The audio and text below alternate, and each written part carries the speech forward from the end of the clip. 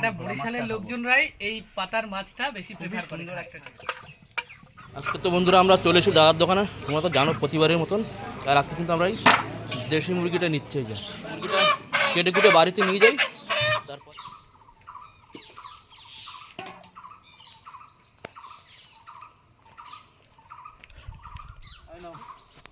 মাছ নিয়ে এসছি, আর এটার মধ্যে দেশি মুরগি কেটে নিয়ে এসছি, বুঝছো তো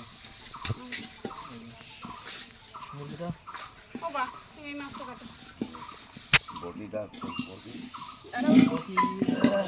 রয়্যাল সুন্দরবন ফিশিং ক্লাবের পক্ষ থেকে সবাইকে স্বাগত।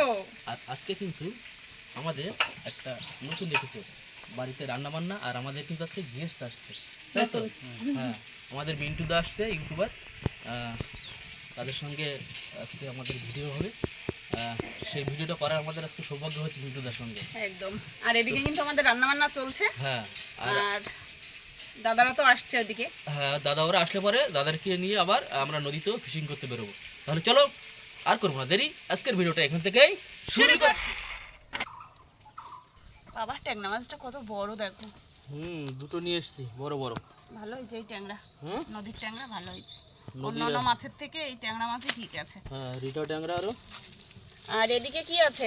এটা দেশি মুরগি কেটে নিয়ে এসেছি আমি একবারে। সকালবেলা এত কাজ, তো কাজের জন্য আমি টাইম পাওয়া যাবে না। তার জন্য কেটে কেটে একবার গুছিয়ে নিয়ে এসেছি। দেশি মুরগি দেখো কি দাম, দেখলো? আমার বাড়ির মুরগিগুলো পাড়াচ্ছে ডিম, যার জন্য কাটতে পারলাম না, তাই না? আর কাঁকড়াটা দেখো একটু, ডিমওয়ালা কাঁকড়া।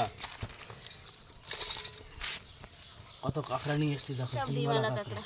কাঁকড়া কাটার সময় বুঝতে পারবে। হ্যাঁ,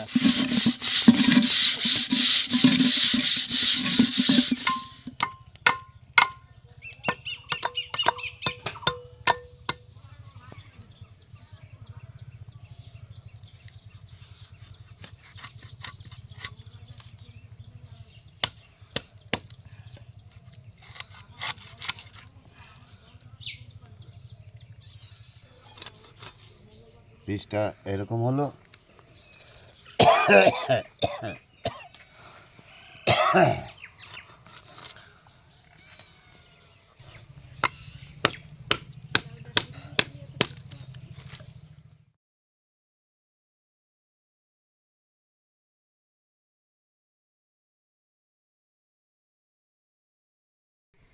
মাছ আমাদের কাটা হয়ে গেছে।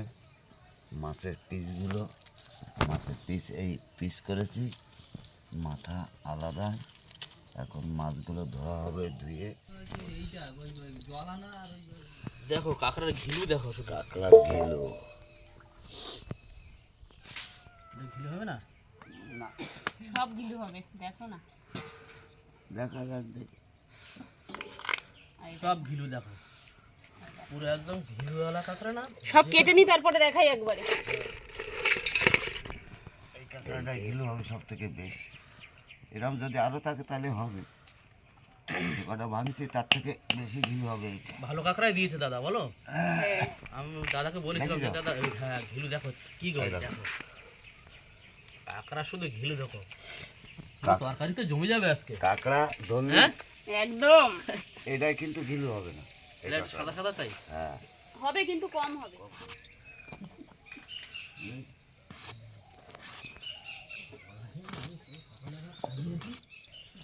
দেখো এবার ঘিলু, ঘিলুতে ঘিলু একদম। কাঁকড়া এগুলো বলে ঘিলু, বলে অনেকে অনেকে বলে ডিমালা কাঁকড়া। হ্যাঁ, এবার এর মধ্যে তো প্রচুর আছে, প্রচুর। এগুলো এখনো বের করা হয়নি। চলো বের করে নি, কেটে কেটে নেবো। তাহলে কি মেনু করবা গো? এটা কষা হবে। বাহ, দারুণ হবে। ঘিলুওয়ালা কাঁকড়া আর অন্য কিছু দিয়ে রান্না করলে ভালো লাগবে না। আরে মাছটা কি করবে? এদিকে কিন্তু আমাদের মাছ কাটাও কমপ্লিট। এবার এই মাছটা, এই মাছটা কি দিয়ে করবা গো? ট্যাংরা মাছ যেহেতু একটু অল্প আলু দিয়ে একটু রসা টাইপের করবো, খানে হালকা পাতলা। চলো তাহলে ধুয়ে টুয়ে কমপ্লিট করি। কাঁকড়া কাটা চলছে। ডিম কাঁকড়া যেন ডিম শ্বাস নেই, শুধু ডিম। এত সুন্দর ডিমওয়ালা কাঁকড়া। কি গো, তাহলে ভাতটাকে তাহলে বসিয়ে না নাকি? হ্যাঁ, এবার না বসালে লেট হয়ে যাবে। মা সবজি কাটা কমপ্লিট?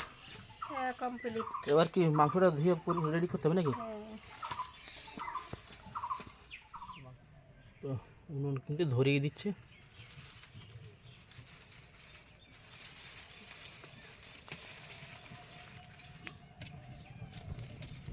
অনেকদিন পর আবার উনুনে রান্না হচ্ছে।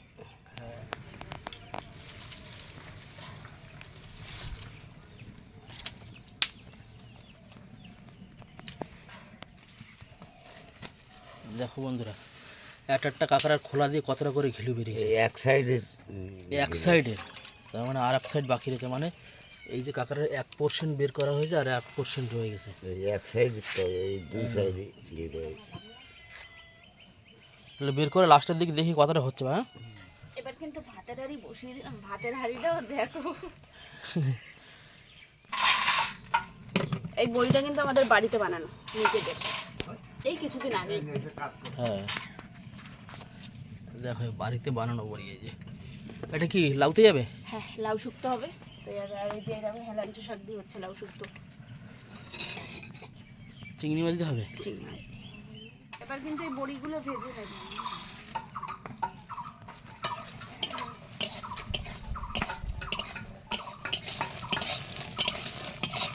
বড়িগুলো কিন্তু এরকম পুরো লাল লাল করে ভাজতে হবে। হুম,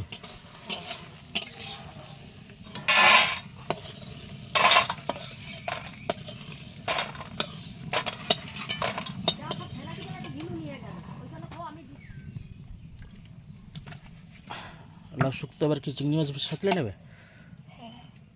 ফোড়নে কিন্তু সর্ষে যাচ্ছে, লঙ্কা।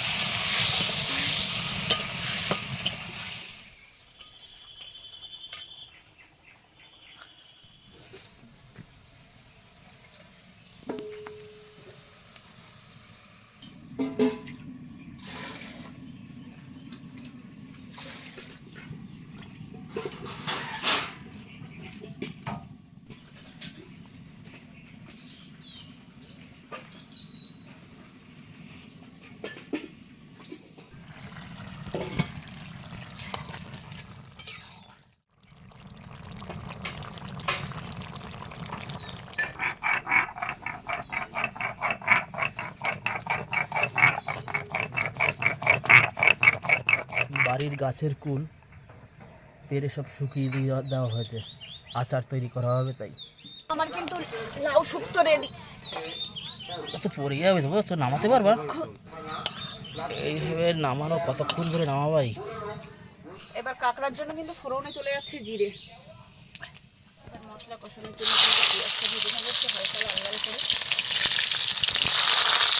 কিন্তু আমার পেঁয়াজ ভাজা হয়ে গেছে। এবার এইগুলো সব একসাথে দিয়ে দেবো, টমেটো, আদা, রসুন, কাঁচা লঙ্কা। তাহলে এগুলো এবার কষিয়ে নিই। এবার কালারের জন্য কিন্তু হালকা একটু গুঁড়ো লঙ্কা দিয়ে দেবো। কাঁকড়ায় তো বেশি ঝাল লাগে না। এবার মশলা কিন্তু কষানো হয়ে গেছে। এবার এই যে কাঁকড়া দিয়ে দেবো। কাঁকড়ার ঘিলুগুলো শুধু দেখো, দেখেই মজা এসে যাবে। খাওয়া তো দূরের কথা।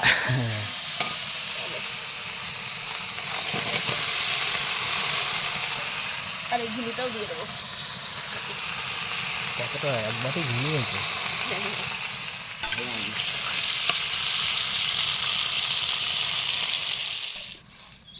তাড়াতাড়ি রান্না করো গো। কেন, কটা বাজে? তাড়াতাড়ি। ঘরে বসে রাতে ঘুমো, চোখে তার লাগে ধুমো। হ্যাঁ, এরকম গ্রেভি গ্রেভি হবে। হ্যাঁ, এটা কিন্তু গরম মশলা বাটা জ্বলছে। এটা কিন্তু কাঁকড়ায় যাবে। কাঁকড়া তরকারি। কাঁকড়া প্রায় হয়ে গেছে। কাঁকড়া তো বেশি টাইম লাগে না করতে।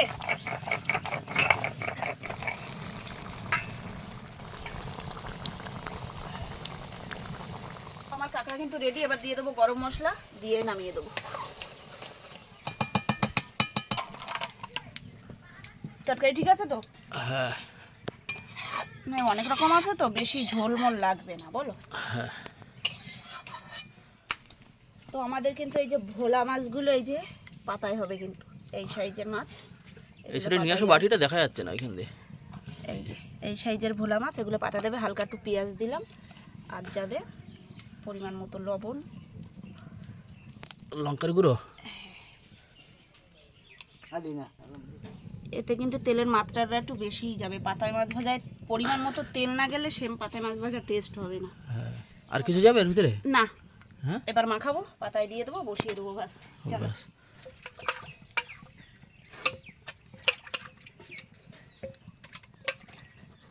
তো আমার কিন্তু পাতায় মাছ সাজানো রেডি, ভোলা মাছ। চলো এবার বসিয়ে দিই। দাও। এটা কিন্তু নিভাজেই হবে এখানে, এরকম আস্তে আস্তে আস্তে আস্তে হবে, কেননা এর বেশি মধ্যে সব তরকারি হয়ে যাবে, আর যা তরকারি বাকি আছে সেগুলো কমপ্লিট হয়ে যাবে। এদিকে কিন্তু মাছ ভাজা বসিয়ে দিয়েছি, আমি মাছের পাশে বসতে পারছি না, ওগুলো ফাটে খুব মাছগুলো, যার করে আমি দাঁড়িয়ে আছি। আর এগুলো ভাজা হয়ে গেছে না? আর এই যে কাতলায় কিছু আছে, আর পাতায় ভাজা হচ্ছে, পাতায় ভাজার মতো। হ্যাঁ, এই যে পাতার ভাজা হচ্ছে। তো মাছ ভাজা কিন্তু কমপ্লিট। কথা বলতে পারছি না, দাঁড়া। গরম গরমের জন্য না, ফুটছে গো, গরম তো হবে। কিন্তু মাছ ভাজা কমপ্লিট, এবার মাছের ঝোলটা করে নেবো। তার জন্য আলুগুলো একটু হালকা ভেজে নেবো।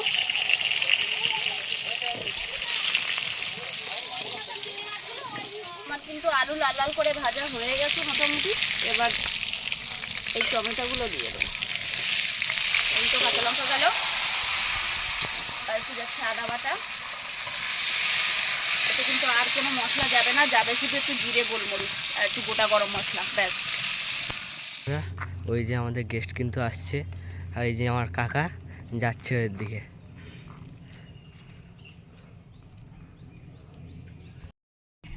ওই যে ওরা তিনজন আসছে।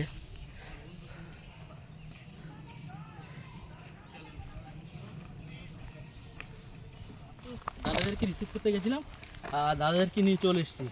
আর বাড়িতে তো রান্নাবান্না হচ্ছে, আমরা দাদাদেরকে নিয়ে আগে খাওয়া দাওয়া করবো। তবে এই উত্তমদার বাড়িটা এত সুন্দর জায়গায় আমি এসে না ভীষণ ভালো লাগছে। চারিদিকের যে এনভায়রনমেন্ট, ম্যানোগ্রোভ ফরেস্টের মধ্যে বাড়ি, এই তো forest। এবং মানে ক্যাম্পের এই সাইডটা রয়েছে, এবং দুই সাইডে কত সুন্দর মানে মনোমুগ্ধকর পরিবেশ। এবং এটা খুব সম্ভবত মনে হয় নদীতে যাওয়ার হ্যাঁ, রাস্তা। আমাদের নদীতে যাওয়ার রাস্তা এটা। কি অসাধারণ সুন্দর রাস্তা। তো চলুন দাদাদের বাড়িতে আগে প্রবেশ করি আমরা।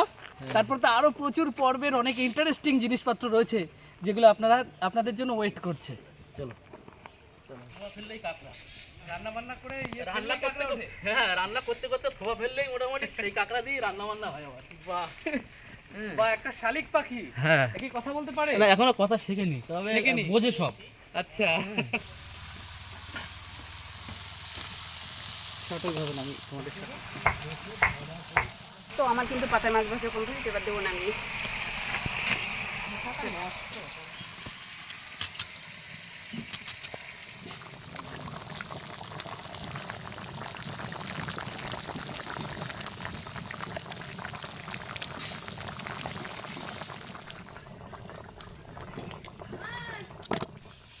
তো সব কিন্তু ভাত বেড়ে দিলাম, ভাইদের খেতে দিয়েও দিলাম আর কি।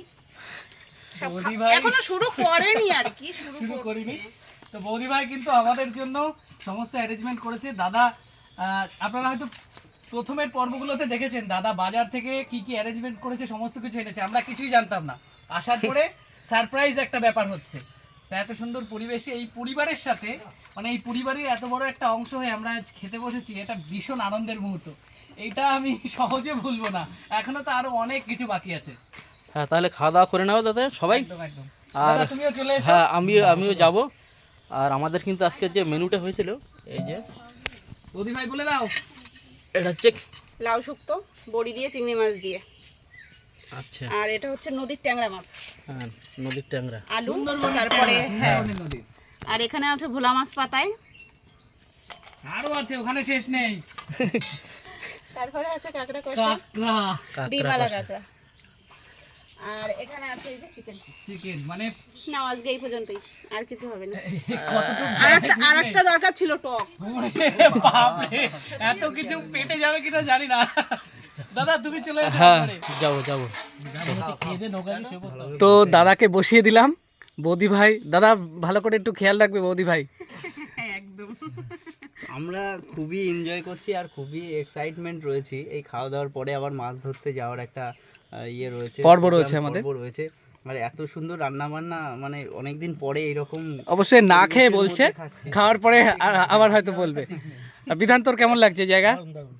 জায়গাটা আমরা এখানে একটা বাড়ি নিয়ে অবশ্যই এই দেখুন একটা পুরনো ঐতিহ্যের বাড়ি, অসাধারণ।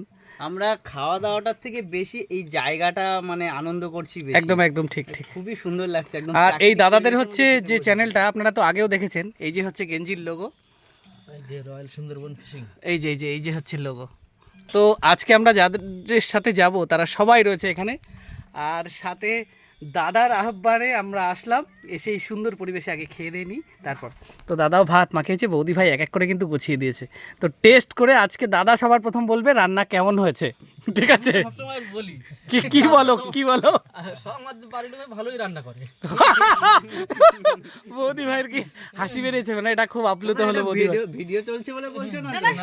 আচ্ছা সত্যি কথা, হ্যাঁ ভিডিওর জন্য নয় তো, না না সত্যি কথা, সত্যি ভালো রান্না করে তো? হ্যাঁ ভালো রান্না করে। আচ্ছা ঠিক আছে তাহলে ভাইরা খেয়ে বলবে, দাদা আর কি বলবে, দাদা তো বাড়ির লোক, আমি তো প্রতিদিনই খাই। প্রতিদিনই খায়। আচ্ছা আচ্ছা ঠিক আছে। আমরা রান্নাবান্না টোটাল সব তরকারি হয়ে গেছে, তবুও এটা হচ্ছে না।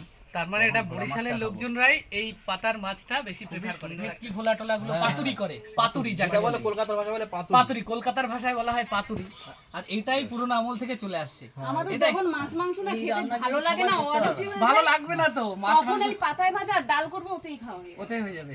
ঠিক আছে, এই রান্না কিন্তু সবাই করতে পারবে। না, তারপরে যতগুলো মেনু আছে সব মেনু হয়েছে, কিন্তু পাতায় ভাজা অটোমেটিক এক পাশে কিন্তু হচ্ছে আস্তে মানে নেভা যাবে, নিভা জালে মানে ওর ভাপে যে গরমে গরমে এত আসতো তরকারি তো বৌদি কনফিউজ হয়ে যাচ্ছে কোনটা আগে ওইটুকু হয়ে যাচ্ছে। এটা কেমন হয়েছে দাদা? রিঠা, এটা হচ্ছে ডিম কাঁকড়া। পাতায় ভাজা কলকাতার আচ্ছা মেয়ে কাঁকড়ার কি দাম বেশি নাই?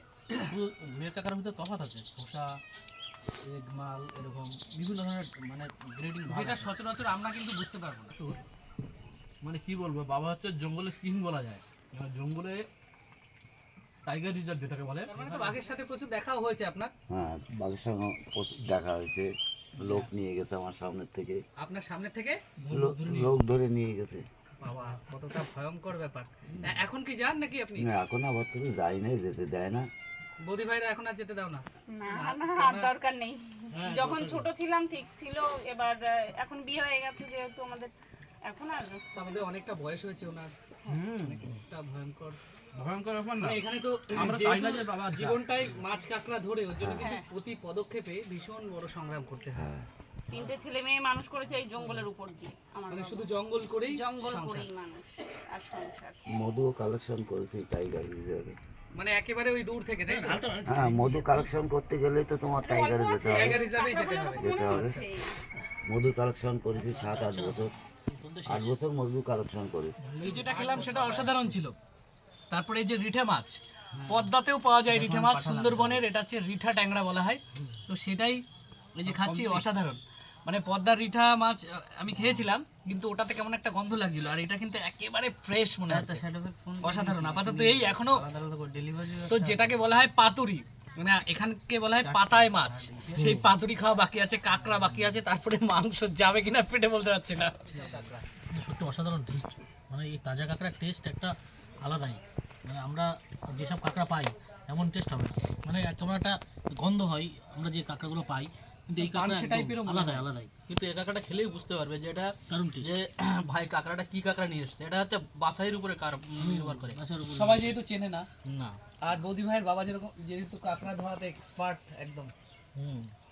আর আমাদের কাঁকড়া ধরলে আমি বলে দেবো যে কোন কাঁকড়াটা খোসা, কোন কাঁকড়াটা ডিম আছে, কোনটা কোন গ্রেডে আছে। ভালো কাঁকড়া এখন বর্তমানে দাম রয়েছে 2,70,000 কুইন্টাল?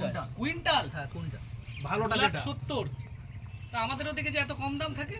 খোসা, তা ঠিক, খোসা।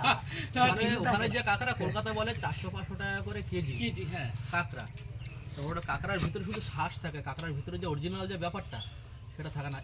এটা একটু দাম কম, এটা ছোট গ্রেডের থেকে ছোট, কিন্তু এটা খেলে বুঝতে পারবে এটার টেস্টটা আর বাড়িতে কলকাতা বসে যেটা খেয়েছো তারা, আর এইটার টেস্ট আকাশ পাতাল তফাৎ আছে কিনা।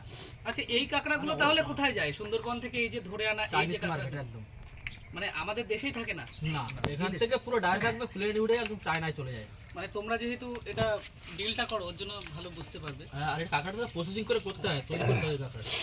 ওই যে বড় গ্রেডের যে কাঁকড়াটা সেটা তৈরি করতে হয় এইভাবে, তাই তো? হ্যাঁ প্রসেসিং করে করতে হয়, মানে ফার্মে কাঁকড়ার যে চেম্বার আছে না, চেম্বারে রেখে কাঁকড়াকে খাবার দিয়ে কাঁকড়াকে আলাদাভাবে প্রসেসিং করতে হয়। সেইটারই অতটা দাম ওঠে, আর যেটা আমরা সচরাচর মার্কেটে পাই না মনে হয়। না, এটা তো মার্কেটে যায় না। ওই ঠ্যাং ভাঙা টাঙা যদি যেগুলো দু একটা গেল তা আবার ওইগুলো বিক্রি করতে চায় না। যারা ধরো আমি একজন আড়তদার, বাড়িতে আমি খাওয়ার জন্য নিয়ে চলি। তো বন্ধুরা, ভাইদেরকে নিয়ে কিন্তু খাওয়া দাওয়া তো করলাম। মোটামুটি কেমন হলো বলো, সেটা একটু বলো আগে সবাই। খাওয়া দাওয়া সত্যি বৌদি সবার প্রথম যেটা বলেছে, যেটা আমি বলেছিলাম আমার ভিডিওতে আপনারা দেখতে পারবেন, উত্তমদার এটাতে তো আছেই, আমি বলেছিলাম দাদাকে প্রথম বলতে যে রান্নাটা কেমন হয়েছে। তখন দাদা তো ভালো সার্টিফিকেট দিয়েছিল, তবে বৌদি বলেছিল আজ তুমি বলবা, মানে আমরা বলবো আর কি। তো সত্যি অসাধারণ প্রত্যেকটা জিনিস। সবার প্রথমেই ফার্স্ট বাইটে মন কেড়েছিল ওই যে লাউ চিংড়ি আর ইয়ে কি যেন বলে ওকে, হেলাঞ্চা শাক দিয়ে, হেলেঞ্চা শাক দিয়ে সেটা। তারপর খেলাম, মানে এত আইটেম ছিল না, কাঁকড়া ছিল, তারপরে যে মাছের পাতুরি ছিল, তারপরে ওই যে রিঠা ট্যাংরা ছিল, তারপর চিকেন ছিল। বৌদি বলছে আরো কম, আরো চাটনি হলে ভালো হতো। তো প্রত্যেকটা জিনিস ভালো। তবে একটা জিনিস সব থেকে বেশি ভালো লাগলো আমার কাছে, সেটা হচ্ছে সুন্দরবনের একদম স্পেশাল যে পিওর যে কাঁকড়াটা দাদা চিনে নিয়ে এসছে। মানে বিশেষ করে এই যে স্পেশাল জিনিসটা যেটা আমরা সচরাচর খেতে পারি না, বিশেষ করে চালানি গুজরাটের জিনিসপত্র খাই, সেটা কিন্তু অসাধারণ টেস্ট ছিল, অসাধারণ টেস্ট। সুন্দরবনে আগেও অনেকবার আমরা এসেছি, বিশেষ করে ট্যুর যে সমস্ত ট্যুর করায়, সেই ট্যুরের ওরা কিন্তু এরকম লেভেলের কোয়ালিটির মানে কাঁকড়া দেয় না, দিতে পারবে না। দাদা বললেন যে কাঁকড়াটার কিলো কত থাকে, কুইন্টাল ওটা হচ্ছে তোমার 2700 টাকা করে কেজি, আর হচ্ছে তোমার 2700 টাকা করে, মানে 2,70,000 টাকা কুইন্টাল।